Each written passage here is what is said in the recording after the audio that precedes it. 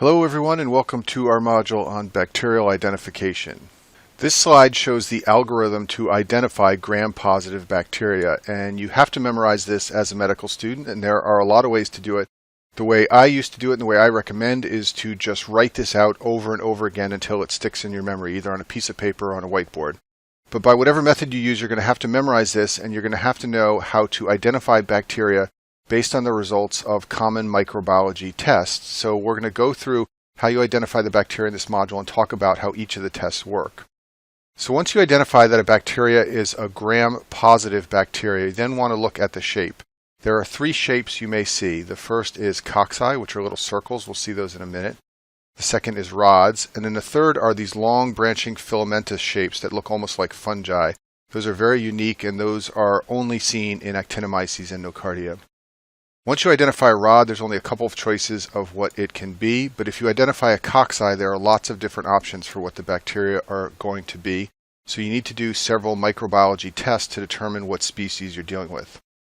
The first test you do is called the catalase test, and it's either positive or negative. Catalase positive organisms are staph, and catalase negative are strep. Strep also tends to occur in chains, whereas staph tends to occur in clusters. You can further subdivide the staph by the coagulase test. So if the coagulase test is positive, that's Staph aureus. And you can just remember Staph aureus, which is a very common bacteria, is coagulase positive and catalase positive. It's positive for both of the C tests. Coagulase negative staph is one of two things. It's either Staph epidermidis or Staph saprophyticus, and you can separate those two out by using a novabiocin sensitivity test. Now, if you're dealing with a catalase negative cocci, you're dealing with strep, and the primary way we differentiate strep, once we know we've got strep present, is to look at how it grows on blood agar. So there are certain strep bacteria that are so-called beta hemolytic. Those are bacteria like strep pyogenes and agalactae, and you can separate those two from each other by the bacitracin test. There are other strep that are alpha hemolytic. Those are like strep pneumonia and strep viridans, and you can separate those from each other by the optochin sensitivity test.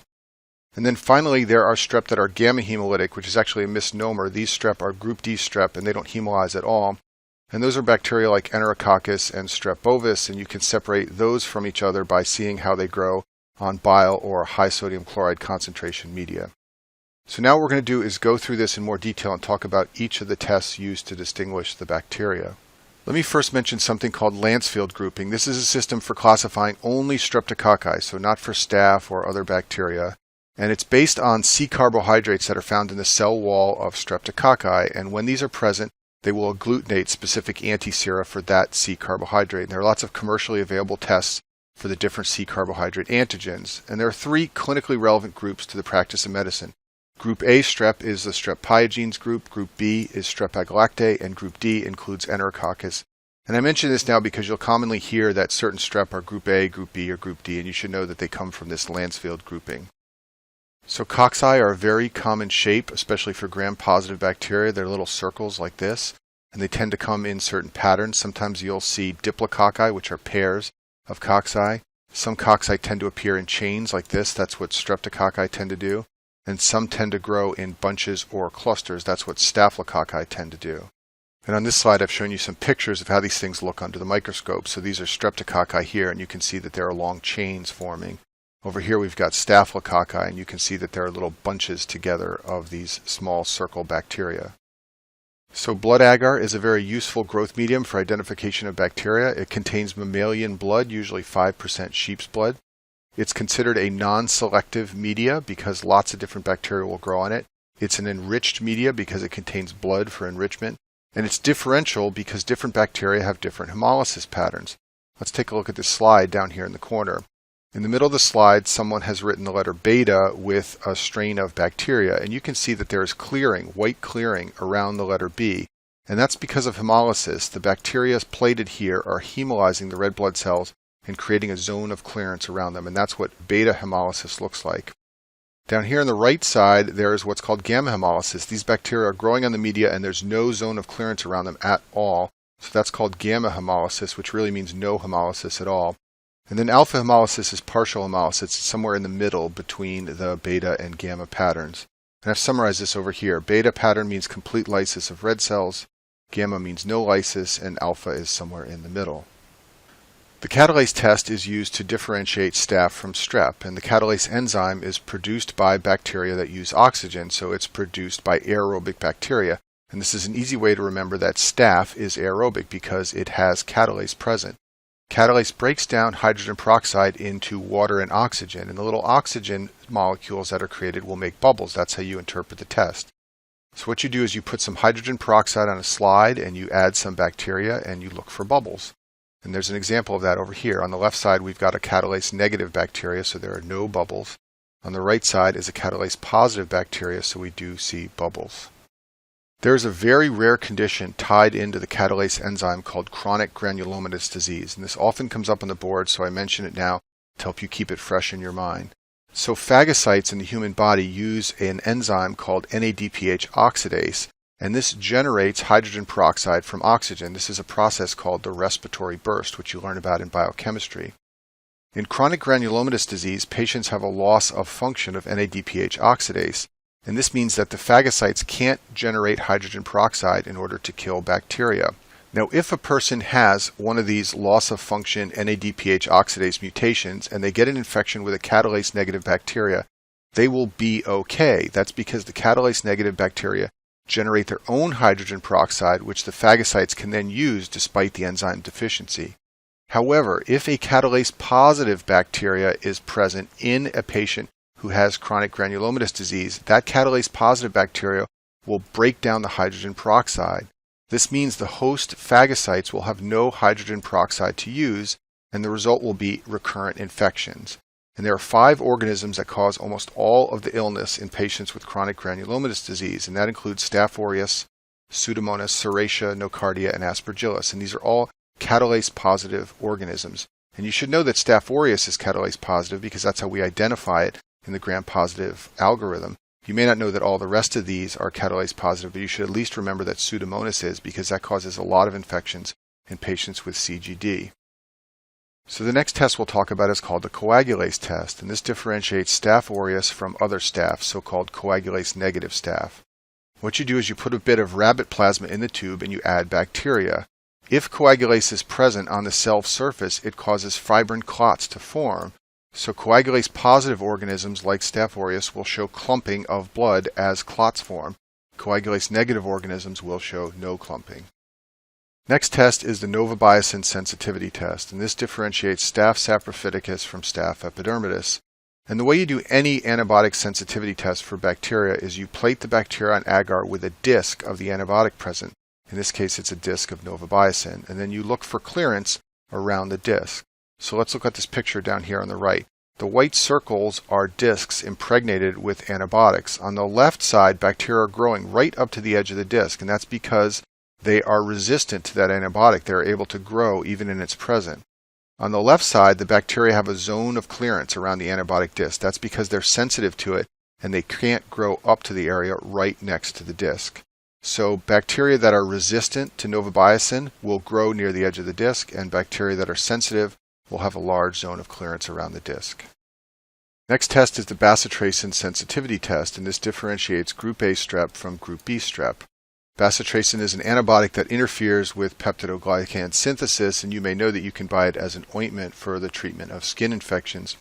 Bacteria vary in their susceptibility, and the technique for using this test is the same as what we talked about before. You plate bacteria on agar with a bacitracin disc, and you look for clearance around the disc. So resistant bacteria will grow near the edge of the disc, and sensitive bacteria will have a large zone of clearance around the disc, telling you that the bacteria is sensitive. The next antibiotic sensitivity test is the optichin sensitivity test. Optichin is also called ethyl hydrocuprine, and its use is to differentiate strep pneumo from strep viridans. So strep pneumo is highly sensitive to optichin, and the way I've always remembered this is to imagine a little 2 hanging off the O in optogen for O2, and that stands for oxygen, which reminds me of the lungs, and that reminds me that strep pneumo causes pneumonia, and that's how I remember that strep pneumo is optichin sensitive. That's just always worked for me. Use it if you wish. The technique is the same as the technique for all the other antibiotic sensitivity tests. You plate bacteria on agar with a disc, and you look for clearance around the disc. If it's resistant, like strep viridans, growth will be near the edge of the disc. If it's sensitive, like strep pneumo, there will be a large zone of clearance around the disc. Next, we're going to talk about this group of bacteria down here, the so-called Group D streptococci. And they're called gamma hemolytic because they often don't hemolyze blood agar, but in reality, their hemolysis patterns are variable. If you leave them on the blood agar long enough, you may see some beta hemolysis or alpha hemolysis. And really, the way we identify these bacteria is often not by the hemolysis pattern, but by some other techniques we'll talk about now. So bile esculin agar is a selective growth media for both of the medically important group D strep. Both enterococci and strep bovis will grow on this medium. It contains bile salts which inhibit most gram-positive bacteria except for these two. It also contains esculin, which is a substance that's hydrolyzed by group D strep, and this turns the growth medium dark brown or black. So if you have a bacteria that is a gram-positive cocci and you put it in a tube of bile esculin agar and the bacteria grow and turn the media dark brown or black, then you know that you are dealing with group D strep. And this is the way it can be done in a micro laboratory. Once you know you're dealing with a group D strep from the bile esculin test, you can plate it on sodium chloride media, and this will differentiate Enterococcus from non-Enterococcus group D bacteria like strep bovis. So Enterococcus is what we call salt tolerant, and it can grow in high salt concentrations.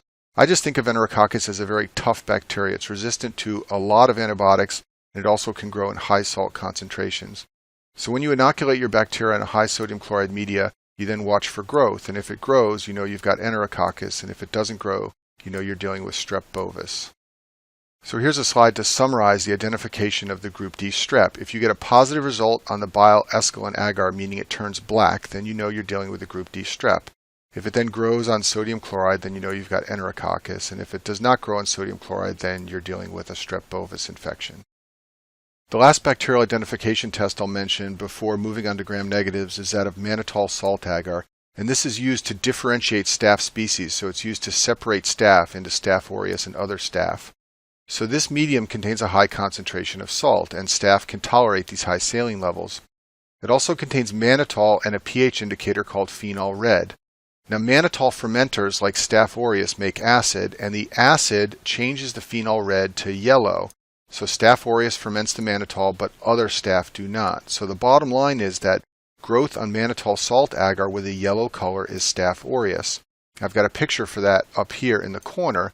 So in the bottom there's Staph aureus growing, and the phenol red has been turned to yellow by Staph aureus. We've got some other kinds of staph in the other parts of the growth plate, and they are not turning it yellow, they are staying red. So I mention this because it is sometimes used to differentiate staph from each other. And also I mention it because I don't want you to confuse this with the salt test for group D strep. This is a very different salt test used for staph. It has nothing to do with identification of Enterococcus and salt tolerance for those bacteria. This is the algorithm for identification of gram-negative bacteria. So once you find out you're dealing with a gram-negative bacteria, you can look at the shape. So diplococci are generally going to be Neisseria. There's one other bacteria they could be called Moraxella, but it's usually not speciated. Once you know you're dealing with Neisseria, you can differentiate those by whether they ferment maltose or they do not ferment maltose. There are a number of gram-negative Coccobacillus, which I've listed here on this slide. Some gram-negative bugs are what's called comma-shaped. These are generally going to be oxidase positive. We'll talk about that test. And then the two comma-shaped gram-negatives are Vibrio and Campylobacter, and Vibrio grows in alkaline media and Campylobacter grows in warm temperatures like 42 degrees Celsius.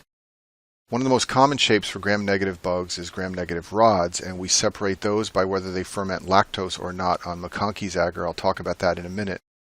Among those that can ferment lactose, there are so-called fast fermenters like these ones here and slow like these ones here. We'll talk about what those mean. And then once you know that something doesn't ferment lactose, the next test that's usually done is the oxidase test, and if it's positive, it's Pseudomonas or H. pylori, and if it's negative, it's one of these bacteria down here. We'll start by talking about the maltose test. So Neisseria meningitidis can metabolize maltose, but Neisseria gonorrhea cannot.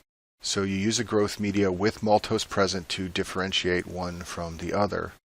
The ability to ferment lactose is generally done by growing bacteria on McConkey's agar. This is a selective media for gram-negative bacteria. It contains bile salts that inhibit the growth of gram-positive bacteria.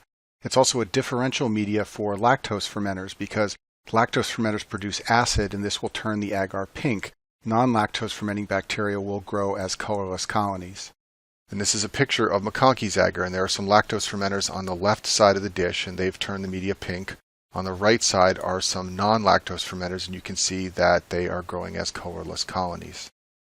Some bacteria are what we call slow lactose fermenters. So Citrobacter and Serratia will initially appear to be non-lactose fermenting due to slow growth.